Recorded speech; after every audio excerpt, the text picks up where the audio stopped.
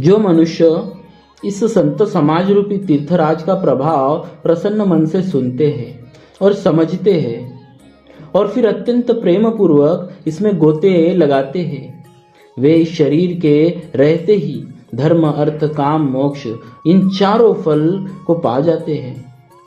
इस तीर्थराज में स्नान का फल तत्काल ऐसा देखने में आता है कि कौवे कोयल बन जाते हैं और बगुले हंस बन जाते हैं। यह सुनकर कोई आश्चर्य न करे, क्योंकि सत्संग की महिमा छिपी नहीं है। वाल्मीकि जी, नारद जी, अगस्त्य जी ने अपने अपने मुखों से अपनी होनी जीवन का वृत्तांत कही है।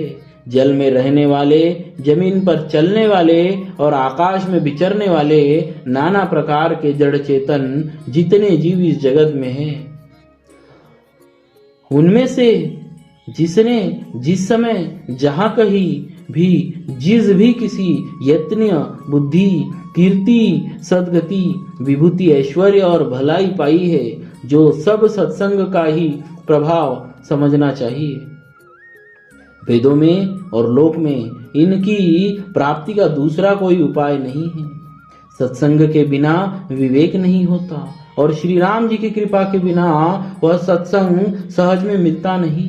सत्संग गति आनंद और कल्याण की जड़ है।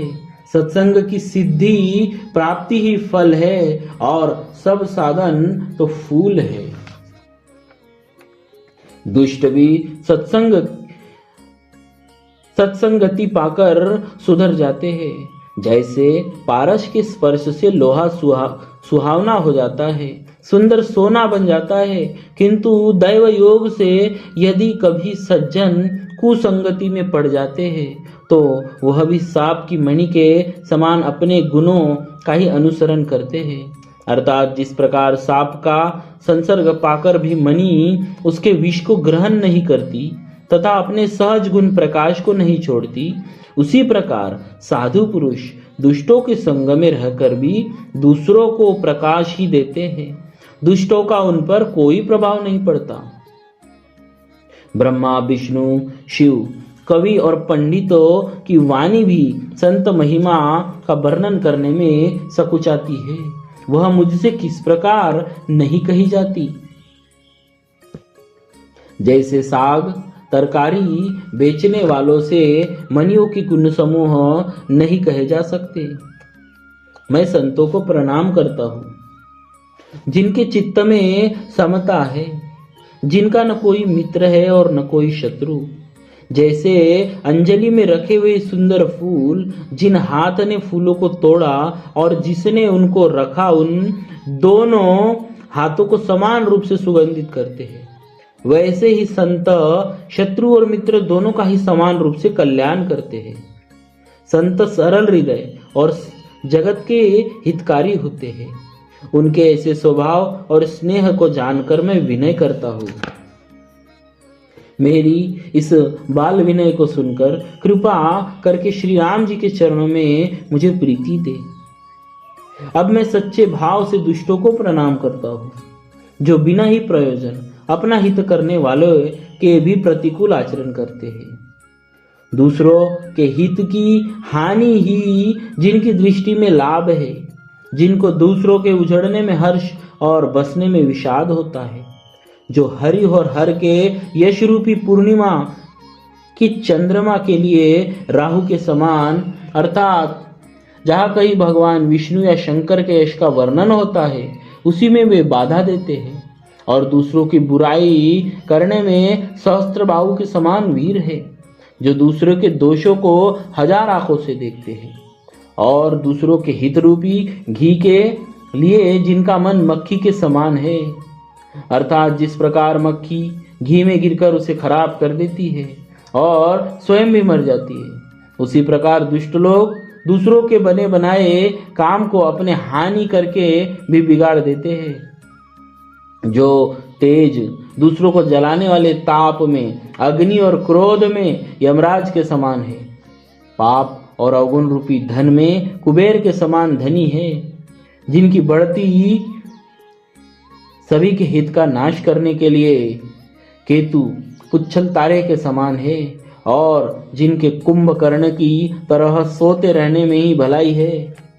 जैसे ओले खेती का नाश करके आप ही गल जाते हैं, वैसे ही वे दूसरों का काम बिगाड़ने के लिए अपना शरीर तक छोड़ देते हैं। मैं दुष्टों को 1000 मुख वाले शेष जी के समान समझकर प्रणाम करता हूँ, जो पराये दोषों का 1000 मुखों से बड़े रोष के साथ वर्णन करते हैं। पुनः उनको राजा पृथु, जिन्होंने भगवान का यश सुनने के लिए 10,000 कान मांगे थे, जो समान जानकर प्रणाम करता हूँ। जो 10,000 कानों से दूसरों के पापों को सुनते हैं, वे इंद्र के समान मानकर उनकी विनय करता हूँ। जिनको मदिरा नीकी और हितकारी मालूम देती है, इंद्र के लिए भी सुरानिक अर्थात देवताओं की सेना हितकारी है। जिनको कठोर वचन रूपी वज्र सदा प्यारा लगता है, और जो 1000 आंखों से दूसरों के दोषों को देखते हैं। दुष्टों की यह रीति है कि वे उदासीन, शत्रु अथवा मित्र किसी का भी हित सुनकर जलते हैं। यह जानकर दोनों हाथ जोड़कर यह जन प्रेम पूर्वक उनसे विनय करता है।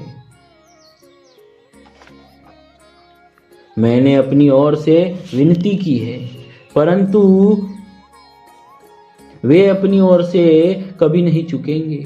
कौवे को बड़े प्रेम से पालिए, परंतु वे क्या कभी मांस के त्यागी हो सकते हैं।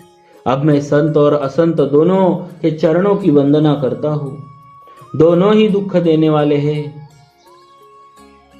परंतु उनमें से कुछ अंतर कहा गया है। वह अंतर यह है कि संत तो बिछुड़ते समय प्राण हर लेते हैं, और दूसरे असंत मिलते हैं तब दारुण दुख देते हैं। अर्थात संतों का बिछुड़ना मरने के समान दुखदायी होता है, और असंतों का मिलना। दोनों संत और असंत जगत में एक साथ पैदा होते हैं, पर एक साथ पैदा होने वाले कमल और जोक की तरह उनके गुण अलग अलग होते हैं। कमल दर्शन और स्पर्श से सुख देता है, किंतु जोक का स्पर्श पाते ही रक्त चूसने लगती है।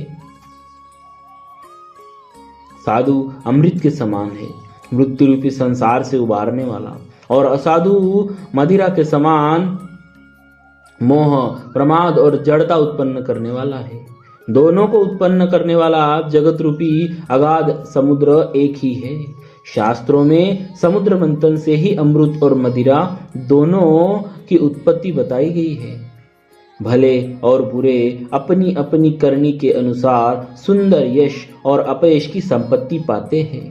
अमृत, चंद्रमा, गंगा जी और साधु एवं विष, अग्नि, कलियुग के पापों की नदी अर्थात कर्मनाशा और हिंसा करने वाला व्याध, इनके गुण अवगुण सब कोई जानते हैं, किंतु जिसे जो भाता है उसे वही अच्छा लगता है।